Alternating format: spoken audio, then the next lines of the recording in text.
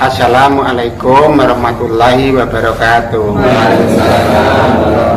Bismillahirrahmanirrahim. Rabbi sadri wa yassirli amri wahlul 'uqdatam min lisani yafqahu qawli. Seluruh keluarga Islam yang seiman dan seagama, semoga selalu dilebihkan dari kodratnya, diberi ilmu laduni, diberi ilmu hijab, menjadi orang-orang yang tertuntun, selalu mendapat rahman rahim Allah dunia akhirat. Al-Fatihah.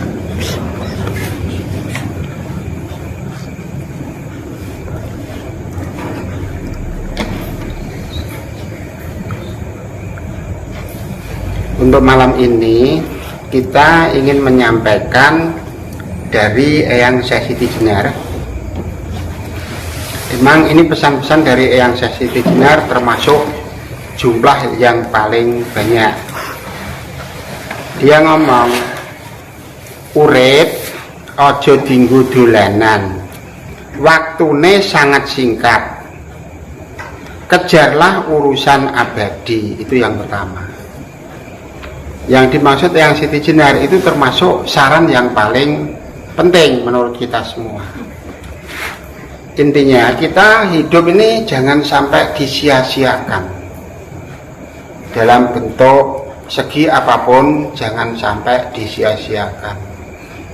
Dan segala apa yang kita perbuat itu harus dikembalikan di jalan Allah. Biarpun kita mencari ilmu seperti ini siang dan malam, harus secepatnya kita mencari arah, arti, dan tujuan. Jangan sampai apa yang kita perbuat itu menjadi sia-sia. Suatu contoh, kita mencari ilmu dalam bentuk seperti ini, semua harus tahu arah, tahu arti, tujuan, dan makna. Apa sih kita kok ngaji? Dalam bentuk sholat pun juga seperti itu.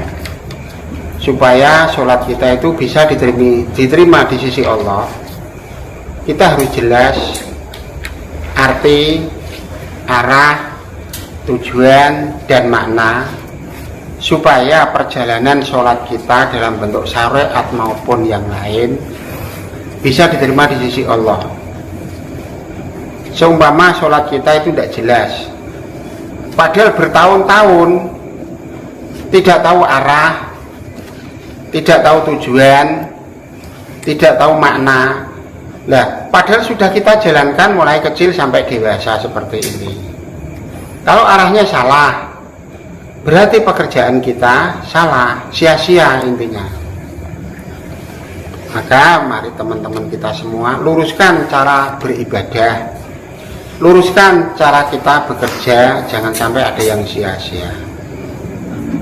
Jadi kita sewaktu sholat ya harus fokus, intinya bagaimana yang dituntunkan di dalam bentuk syariat. Kita juga harus jelas apa yang kita baca, harus jelas arahnya, harus jelas makna dan tujuannya, harus jelas.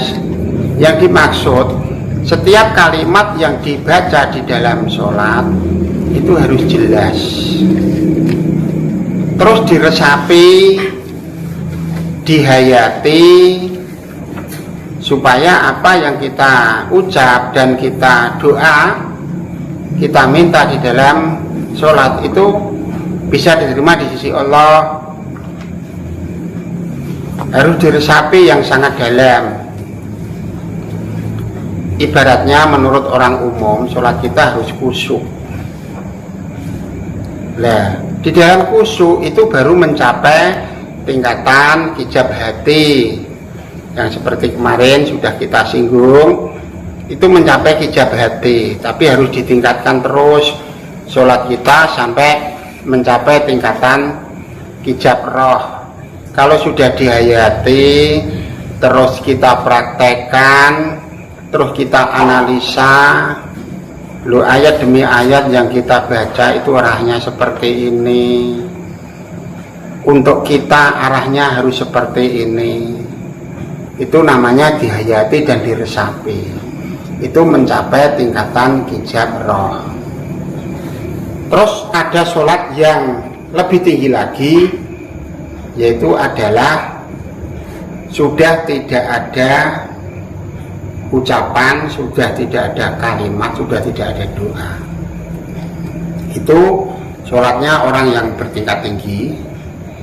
Kita tidak berlaku bagi kita semua. Intinya yang belum mencapai tingkatan tersebut, yaitu adalah mencapai tingkatan wening. Kalau sudah mencapai tingkatan wening, itu sudah makrifat ke atas. Maka kita harus belajar sejauh itu. Mustahil kita bisa bertemu antara roh orang hidup dengan rohnya orang mati kalau tidak mencapai tingkatan wening. Intinya kita harus hati-hati. Capailah sholat kita sampai di mana dulu, tidak usah menyerahkan satu sama lain. Intinya di dalam bentuk menghayati kehidupan maupun menghadapi di dalam sholat atau perjalanan hidup, itu selalu ditingkatkan supaya kita itu tidak sia-sia. Sebab waktu kita di muka bumi itu hanya sesingkat. Kalau kita lengah berpikir tentang urusan dunia-dunia yang sia-sia, kita akan kacau, rugi. Nah, setelah waktunya habis, kita belum menyelesaikan perjalanan-perjalanan yang sangat dalam itu, akhirnya kita yang rugi. Maka di sini tidak boleh istilahnya jadi orang besar kepala, sudah merasa amalannya banyak, sholatnya diterima, seluruh amalnya diterima, apa yang diperbuat merasa dia sudah benar, sudah baik, tidak selalu introspeksi. Nah, itu termasuk orang-orang yang sia-sia semasa hidupnya. Mari teman-teman kita hapuslah dalam perjalanan bentuk-bentuk tersebut. Terus yang kedua, aja rumangsa duwe ilmu utawa kekuatan. Ini yang berhubungan dengan surat tasbih. Intinya semua kita bekerja, ada keberhasilan, itu merasa karena usaha kita. Itu perbuatan yang super salah.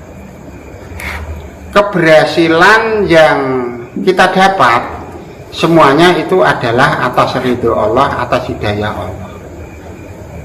Kita hidup itu tidak mempunyai bentuk daya kekuatan dalam satu ujung rambut pun. Itu bentuknya seperti itu. Kalau kita masih merasa mempunyai kekuatan, mempunyai ilmu, dan mempunyai ada kekuatan-kekuatan di luar Allah, kita akan dihapus seluruh amal perbuatannya. Sebab kita meyakini ada kekuatan di luar kekuatan Allah. Seperti kita tadi, keberhasilan itu karena usaha kita. Nah, bentuk yang seperti itu akan dihapus di sana. Sebab sudah dijabarkan di dalam surat tasbih. Itu yang dimaksud arah dan tujuannya. Jangan sampai meyakini ada kekuatan di luar kekuatan Allah. Memang ini terlalu menyinggung banyak orang yang sudah mempunyai budaya-budaya dalam bentuk itu. Tapi itu sah-sah saja, mulai para wali juga sudah ada dalam bentuk-bentuk itu. Ini yang dimaksud.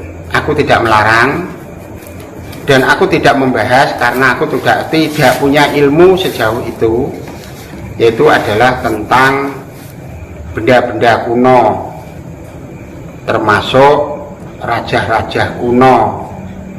Sebab ini Eyang Sabdo Palon dengan Eyang Syekh Subakir juga ada kisahnya dalam bentuk itu. Maka aku tidak mau membahas tentang tersebut. Tapi kalau menurut arah makna dan tujuan yang ditulis di dalam surat tasbih, itu ada kesimpang siuran. Tapi aku tidak mau membahas karena aku tidak mampu membahas tentang ilmu-ilmu tersebut. Sebab itu biarpun bentuknya bertentangan dengan surat tasbih, tapi dijalankan para wali-wali besar demi keselamatan kita semua juga. Memang ini agak rumit membahas tentang tasbih, itu bentuknya sangat rumit. Tapi kita mengambil jalan yang lebih mudah, itu urusan orang pinter. Kita kan sebatas orang bodoh, tidak usah melihat atau mengurus, meyakini dalam bentuk itu. Kita menyelamatkan diri dalam bentuk kecil. Yang penting kita belajar sesuai dengan yang ditulis di dalam surat tasbih, makna, arti, arah, dan tujuan. Biarpun ada penyimpangan sejauh itu urusan orang-orang pinter, urusan orang-orang yang merasa sudah benar. Kita tidak usah berpikir sejauh itu. Intinya dari pembahasan tasbih itu untuk meyakini tidak ada kekuatan di luar kekuatan Allah. Kita tidak mempunyai ilmu dan tidak mempunyai kekuatan kecuali Allah yang memberi. Keberhasilan kita itu adalah Allah yang memberi hidayah. Intinya di situ. Kalau dalam bentuk-bentuk yang lain itu urusan orang-orang yang sudah pinter, orang-orang yang sudah belajar ilmu dalam bentuk itu.